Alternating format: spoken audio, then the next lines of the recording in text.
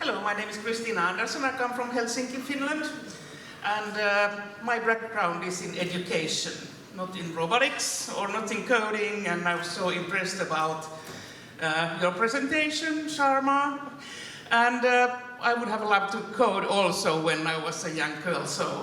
But anyway, I started my career as a vocational teacher, but very soon I became a management consultant, like somebody here wanted to become too. So all 19s I was a management consultant when I was working in big industrial companies. Not Nokia, but process industries like pulp and paper, machinery and whatever, nutrition. And when I was there, so I saw that there were robots, but they were nothing. They were like tools, like axes. There's an axe, there's a hammer, there's a screwdriver, and there is a robot. It was kind of nothing. And many of them were not in use because they were not so practical in those times. But in 2011, we started to write a book together with adjunct professor Jari Kaivoja from Turku University, and we wrote a book called Boho Business, Victory of Man over Machine. Because then we saw that there was something going on in technology, and it was becoming more intelligent.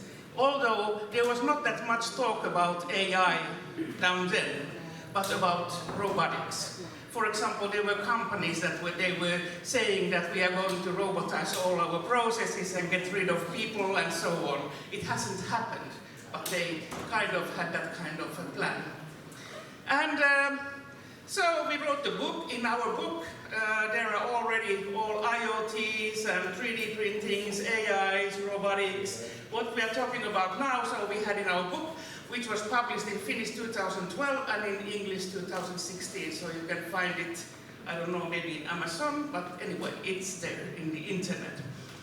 And as an educationalist, I didn't know how to code. I couldn't, or I can't, build a robot, and I'm not planning to build a robot either, because if I need a robot, I will buy one or ask somebody to build it for me.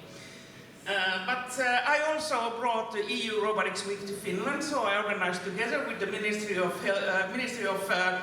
the Economy and Employment and the Finnish Broadcasting Company, the first EU Robotics Week in Finland in 2013. So we were one of the 24 countries organizing then the week. And after that, I kind of became the evangelist for robotics and AI. And I have been giving lots of speeches around Finland, around Europe. I have been cooperating with the EU Parliament, EU Commission, EU Committee for Social and Economics Committee, and so forth. And also the Finnish ministries, and I was one of the I was participating in the preparing of the Finnish government's principal decision about automation and intelligent robotics, 2016. So kind of a robotics career that is very different, but my task is to make it possible to enable the advancement of robotics so that we can really take in use these technologies so that governments can make the right decisions. About 3 years ago, I was contacted by the Ministry of Social Affairs and Health in Finland, and they asked me to make a report. They always want a report. So they want me to make a report whether robotics and AI could be of importance in healthcare and in our healthcare system. So I don't know if it was surprising, but the report said yes. And after then, I started to coordinate the Finnish national program for AI and robotics in healthcare. And our aim is to make a quantum leap in people who are in Finland in their health, and also to make it possible for companies to succeed in the field of robotics in healthcare.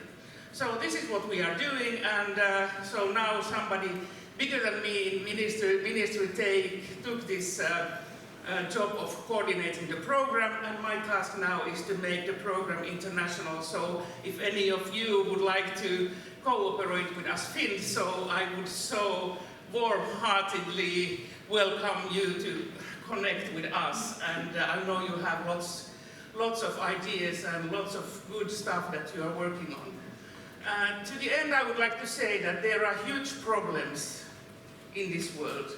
Climate change is one, and the epidemics is another one. Demographics, we are getting older and older and older, and there are less and less young people, so we need to take care of everyone. Finland is a welfare state, like Sweden and Norway and Denmark. And other countries too in Europe, I think, are, well, not equal to us, but anyway. So I think the good sign of a welfare country is that everyone is taken care of, no matter of their age or gender or whatever.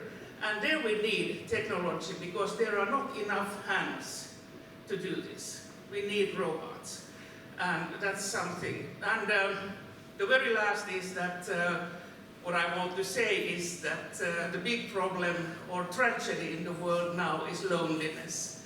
And together with my colleague in Sweden, Susanne, we are working to develop a robot, a chatbot robot that can help people out of loneliness to come to togetherness. Thank you.